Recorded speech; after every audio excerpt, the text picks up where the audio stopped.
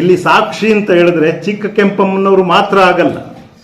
ಇಲ್ಲಿ ಇನ್ನೊಂದು ರೀತಿಯಾದಂತಹ ಇಂಡೈರೆಕ್ಟ್ ವಿಟ್ನೆಸಸ್ ಇದ್ದಾರೆ. ಅದರಲ್ಲಿ ಇವತ್ತು ನಾವು ಪ್ರಮುಖವಾಗಿ ನಾವು ಪರಿಗಣಿಸಬೇಕಾಗಿದ್ದು ಡಾಕ್ಟರ್ ರಶ್ಮಿ ಆದಮ್ ಅನ್ನುವಂಥವರು ತೀರ್ಕೊಂಡಿದ್ದಾರೆ. ಆತನ ಜೊತೆಯಲ್ಲಿ ಅದೆಷ್ಟೋ ಸತ್ಯಗಳೂ ಕೂಡ ಮಣ್ಪಾಲಾಗ್ಬಿಟ್ಟಿದ್ದಾವೆ. ಇವರೆಲ್ಲರನ್ನೂ ಕೂಡ ಇವತ್ತು ಎಕ್ವಿಟಲ್ ಕಮಿಟಿ ಮಾಡಿ ಅವರನ್ನ ಎಲ್ಲ ರೀತಿಯಲ್ಲಿ ಅವರನ್ನ ಇಂಟರೋಗೇಟ್ ಮಾಡಿ ಆ ಕಮಿಟಿಯಲ್ಲಿ ಅವರನ್ನ ಇಟ್ಟು ಅರ್ದು ಯಾಕೆ ಹಿಂಗೆ ಮಾಡಿದಿರಿ, ಯಾಕೆ ಹಿಂಗೆ ಮಾಡಬಾರ್ದಿತ್ತು ಅಂತ ಕೇಳುವಂಥ ಕೆಲಸವನ್ನು ಸರ್ಕಾರ ಮಾಡಬೇಕಾಗಿತ್ತು. ಹಾಗಾಗಿ ರಶ್ಮಿಯು ಕೂಡ she is also one of the witness. ಯಾಕೆ ಹೀಗೆ ಮಾಡಲಾಗಿತ್ತು, ಯಾರು ಇದರ ಹಿಂದೆ ಇರುವಂಥವರು, ಯಾರ ನಿರ್ದೇಶನದಲ್ಲಿ ನಾನು ಹಿಂಗೆ ಮಾಡಿದೆ, ಯಾಕೆ ಹೆಣವನ್ನು ನಾವು ಅಂತ ಕತ್ತಲೆಯಲ್ಲಿ ನಾವು ಪೋಸ್ಟ್ ಮಾರ್ಟಮ್ ಮಾಡಬೇಕಾಯಿತು, ಯಾಕೆ ನಾನು ಆ ಒಂದು ಬಾಡಿಯನ್ನು ನಮ್ಮ ಜಿಲ್ಲಾ ಕೇಂದ್ರಕ್ಕೆ ಕಳಿಸ್ಲಿಲ್ಲ, ಇವೆಲ್ಲವನ್ನು ಕೂಡ ಅವರೇ ಹೇಳಬೇಕು. ಯಾಕೆ ಆ ವಿಸೇರ ಏನಿದೆ, ಆ ಹೆಣ್ಣು ಮಗಳ ಗುಪ್ತಾಂಗದಲ್ಲಿ ಇದ್ದಂತಹ ಏನೆಲ್ಲ ಕಲೆಕ್ಟ್ ಮಾಡಿದ್ರು ಅವುಗಳನ್ನೆಲ್ಲವನ್ನು ಯಾಕೆ ನಾವು ವೈಜ್ಞಾನಿಕವಾಗಿ ಸಂಗ್ರಹಿಸಲಿಲ್ಲ, ಯಾಕೆ ಪಾಚಿ ಕಟ್ಕೊಂಡಿತ್ತು, ಯಾವುದು ಪ್ರಯೋಜನಕ್ಕೆ ಬರಲಿಲ್ಲ, ಇದೊಂದು ವಿಶೇಷವಾದಂತಹ ಮತ್ತೆ ಅನುಮಾನಾಸ್ಪದವಾದಂಥ ವಿಚಾರ ಅಲ್ವಾ. ಇವೆಲ್ಲವನ್ನು ಕೂಡ ಯಾರು ಉತ್ತರಿಸಬೇಕಾಗಿರೋದು? ಡಾಕ್ಟರ್ ರಶ್ಮಿನೇ ಉತ್ತರಿಸಬೇಕಾಗಿದ್ದು. ಅದೇ ರೀತಿಯಾಗಿ ಆ ಒಂದು ಸುವರ್ಣ ಗಳಿಗೆಯಲ್ಲಿ ಅಂದರೆ ಗೋಲ್ಡನ್ ಅವರ್ಸಲ್ಲಿ ಯಾರು ಇನ್ವೆಸ್ಟಿಗೇಟ್ ಮಾಡ್ತಾರೆ ಇನ್ಸ್ಪೆಕ್ಟರ್ ಯೋಗೇಶ್ ಕುಮಾರ್, ಅವರನ್ನು ಕೂಡ ಇಲ್ಲಿ ಅವರ ಮೇಲೆ ಪ್ರಕರಣ ದಾಖಲಿಸ್ಕೊಂಡು ಅವರನ್ನು ಕರ್ಕೊಂಡು ಇಂಟ್ರೋಗೇಟ್ ಮಾಡಬೇಕಾಗತ್ತೆ. ಸಾಕ್ಷಿ ಹೇಳಕ್ಕೆ ಬಂದ ಬರೀ ಚಿಕ್ಕ ಕೆಂಪಮ್ಮ, ಪುಟ್ ಕೆಂಪಮ್ಮ, ಸಿದ್ದಯ್ಯ ಅವ್ರುಗಳಲ್ಲ, ಇವ್ರುಗಳನ್ನೇ ಯಾಕೆ ಹಿಂಗೆ ಮಾಡಿದ್ದೀಯಾ ಇದನ್ನು ಕೇಳುವಂಥ ಕೆಲಸವನ್ನು ರೀಇನ್ವೆಸ್ಟಿಗೇಷನ್ ಮಾಡುವಂತಹ ಯಾವುದು ತಂಡ ಖಂಡಿತವಾಗಲೂ ಮಾಡಬೇಕು, ಮಾಡುತ್ತೆ. ಮಾಡುವವರೆಗೂ ಕೂಡ ನಾವು ಇದನ್ನು ಕೇಳ್ತೇವೆ.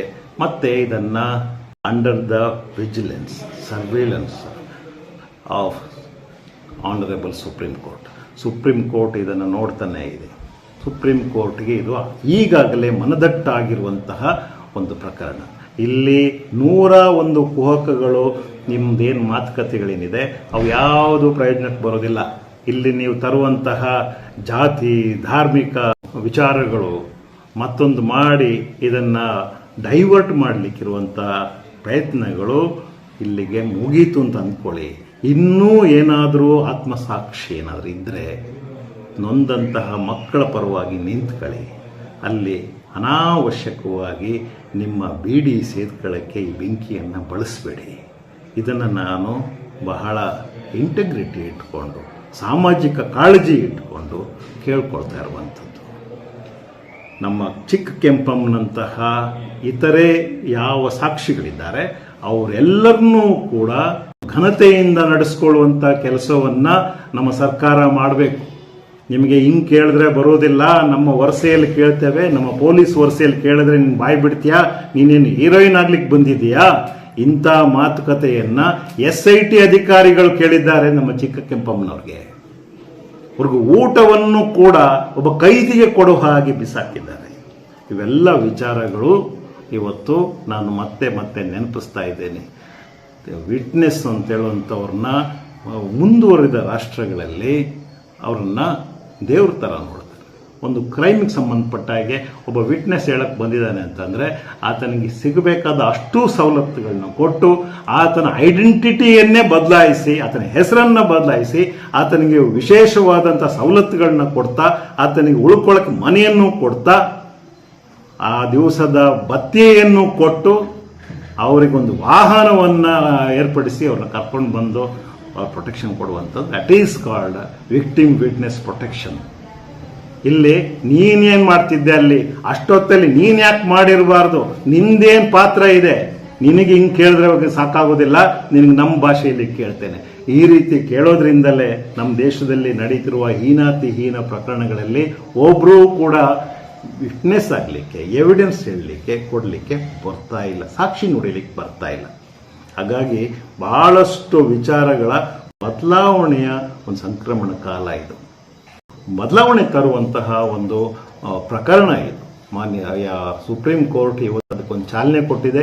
ನ್ಯಾಯಾಧೀಶರಿಗೆ ಮತ್ತೆ ಇದನ್ನು ಅಷ್ಟು ಸಮಂಜಸವಾಗಿ ಅರ್ಥಪೂರ್ಣವಾಗಿ ಮಂಡಿಸಿದಂತಹ ನಮ್ಮ ಎಲ್ಲ ವಕೀಲರುಗಳಿಗೆ ಕರ್ನಾಟಕದ ಪರವಾಗಿ, ಹೋರಾಟಗಾರರ ಪರವಾಗಿ ಅಭಿನಂದನೆಗಳು ಮತ್ತು ನಮಸ್ಕಾರಗಳನ್ನ ಹೇಳ್ತಾ, ಇನ್ನು ಮೇಲೆ ನಾವೆಲ್ಲರೂ ಕೂಡ ಒಂದೇ ಧ್ವನಿಯಾಗಿ ಬೇರೆ ಯಾವುದೇ ಥರದ ನಮ್ಮ ಸಿದ್ಧಾಂತಗಳನ್ನೆಲ್ಲ ಪಕ್ಕಕ್ಕಿಟ್ಟು ನೋವಿನ ಸಲುವಾಗಿ, ದುಃಖದ ಸಲುವಾಗಿ, ಹೆಣ್ಣು ಮಕ್ಕಳ ಸಲುವಾಗಿ ಒಂದು ಅನುಸಂಧಾನವನ್ನು ನಡೆಸ್ತಾ ಹೋಗೋಣ ಅಂತ ಹೇಳ್ತಾ, ಎಲ್ಲರಿಗೂ ಕೂಡ ಭರವಸೆ ಇರಲಿ.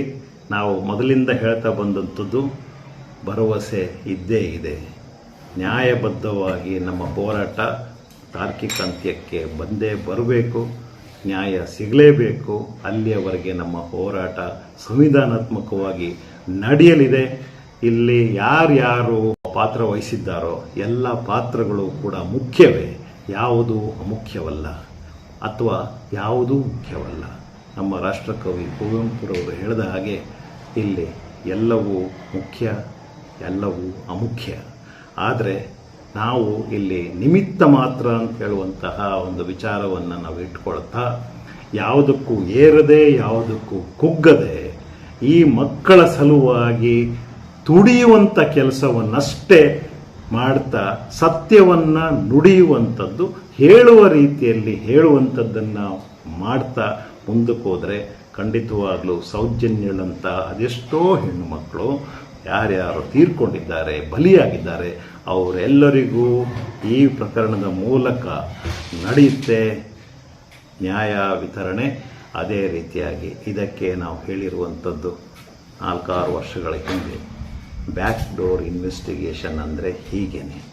ಇಲ್ಲಿ ನಮ್ಮ ನಾರಾಯಣ ಸಾಫಲ್ಯ, ಯಮುನಾ ಸಾಫಲ್ಯ, ಅದೇ ರೀತಿ ಬೇರೆ ಬೇರೆ ಯಾವ ಹೆಣ್ಣುಮಕ್ಕಳು ಬಂದು ಹೋಗಿದ್ದಾರೆ, ಅವರೆಲ್ಲರಿಗೂ ಕೂಡ ನ್ಯಾಯ ವಿತರಣೆ ನಮ್ಮ ಸೌಜನ್ಯಗಳ ಮೂಲಕ ಸಿಕ್ಕೇ ಸಿಗುತ್ತೆ ಅಂತ ಹೇಳ್ತಾ, ಮತ್ತಷ್ಟು ಶಕ್ತಿಯುತವಾಗಿ ನಮ್ಮ ಹೋರಾಟವನ್ನು ನಡೆಸೋಣ.